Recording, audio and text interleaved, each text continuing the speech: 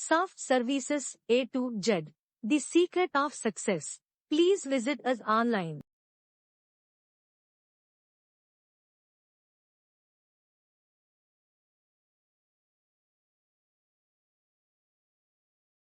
చతుర్దశ భువనాలు అమ్మా తమ్ముడు మన్ను తినేను చూడమ్మా అని రామన్న తెలుపగా, ఏది నీ నోరు చూపుమనగా, చూపితివట నీ నోటను బాపురే 14 భువన భాండములను, ఆ రూపముగనన యశోదకు తాపము నశించి జన్మ ధన్యత పొందెనని మనకు తెలుసు. వీటినే 14 లోకాలని అంటుంటాము. పైవైపునున్నవి ఊర్ధ్వలోకాలు భూలోకం భువర్లోకం సువర్లోకం మహర్లోకం జనలోకం తపోలోకం సత్యలోకం. క్రింది వైపునున్నవి అధోలోకాలు అతల వితల సుతల రసాతల మహాతల తలాతల పాతాళం. మన హిందూ పురాణాలలో బ్రహ్మాండాన్ని కొన్ని లోకాలుగా విభజించారు. ఇవన్నీ విరాట్పురుషుని యొక్క విశ్వరూపంలోని శరీరంలోని అవయవాలుగా భావించారు. మహాభాగవతం 2వ స్కంధంలో ఈ లోకాల గురించి వర్ణన ఉంది. మొత్తం 14 లోకాలని, వాటిలో పైనున్న 7 ఊర్ధ్వలోకాలు, క్రిందనున్న 7 అధోలోకాలు అని చెబుతారు. లోకాల విభజన, లోకాలు 3అని కొందరు, 7అని కొందరు, 14అని కొందరు అంటుంటారు. లోకాలను బ్రహ్మాండ శరీరానికి అవయవాలుగా భావిస్తే మొదటి భావన ప్రకారం మొల నుండి పైభాగం 7 అవయవాలుగా, క్రింది భాగం 7 అవయవాలుగా మొత్తం 14 లోకాలు. రెండవ భావన ప్రకారం భూలోకం పాదాలు, భువర్లోకం నాభి, సువర్లోకం హృదయం, మహర్లోకం ఉరోభాగం, జనలోకం కంఠం, తపోలోకం పెదవులు, బ్రహ్మలోకం మూర్ధంగా బ్రహ్మాండ శరీరానికి అవయవాలు రూపొందాయి.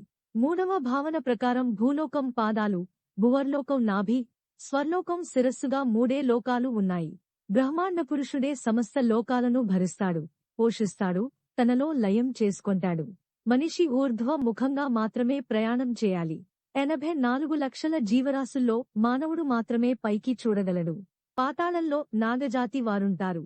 వాసుకి, శంఖుడు, కులికుడు, ధనంజయుడు లాంటి మహానాగులన్నీ గొప్ప గొప్ప మణులతో ప్రకాశిస్తుంటాయి. ఆ పాతాళం అడుగునే ఆదిశేషుడుండేది. 30,000 యోజనాల కైవారంలో చుట్టుకుని ఉంటాడు. ఆదిశేషుడి పడగ మీద ఈ భూమండలమంతా ఒక ఆవగింజంత పరిమాణంలో ఉంటుంది.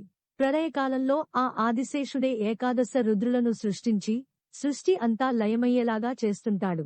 ఈ 7 అధోలోకాలు ఒక్కొక్కటి 10,000 యోజనాల వెడల్పు అంతే లోతు కలిగి ఉంటాయి. వీటిని బిలస్వర్గాలు అని కూడా అంటారు. ఈ లోకాల్లో కూడా కామ, భోగ, ఐశ్వర్యాలు స్వర్గలోక వాసులకు లభించినట్టే ఇక్కడి వారికి లభిస్తుంటాయని చెప్పబడింది.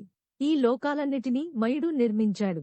అంతులేని కామభోగాలను నిరంతరం అనుభవిస్తూ ఉండటమే ఈ లోకవాసుల పని. ఊర్ధ్వలోకాల వారికి ఉన్నట్లు ఇక్కడి వారికి మాత్రం సూర్యరశ్మి ఉండదు. అయితే సర్పాల మణులు దేదీప్యంగా కాంతులీనుతూ ఈ లోకాలలో వెలుగును ప్రసరింపచేస్తుంటాయి. ఇక్కడి వారంతా వ్యాధులకు, వార్ధక్యానికి, మానసిక బాధలకు దూరంగా ఉంటారు. లోకాల తత్వం ఈ విధంగా ఉంటుందని చెప్పబడింది. ప్రాణిలోకం ఎల్లప్పుడూ సుఖాన్ని కోరుకుంటుంది. అయితే వారికి లభించే సుఖం తత్వం లోకాన్ని బట్టి మారుతుంది. భూర్భువ స్వర్లోకాలలో లభించే సుఖం నిత్యమైనది కాదు. 4వదైన మహర్లోకం క్రమముక్తికి స్థానం కాని కల్పాంత సమయాలలో అక్కడ తాపం తప్పదు. మహర్లోకం పైన జనలోకం ఉంది. ఆ లోకంలో ప్రవేశం మొదలుకొని శాశ్వత సుఖం ఆరంభమవుతున్నది. అది అమృతరూపం. జనలోకం పైన ఉన్న తపోలోకంలోని సుఖం శాశ్వతమైనదే కాక క్షేమరూపంలో ఉంటున్నది. తపోలోకం పైన ఉండే సత్యలోకంలో సుఖం శాశ్వతము. అదే శాశ్వతమైన మోక్షప్రదము. లోకా సమస్తా సుఖినో భవంతు. A devotional presentation by your well-wisher Soft Services A to Z, the secret of success. మీకు అవసరమైన పర్సనల్ సేవల కోసం దయచేసి సంప్రదించండి. Soft services A to Z, the secret of success. WhatsApp 9247251326. ధన్యవాదములు.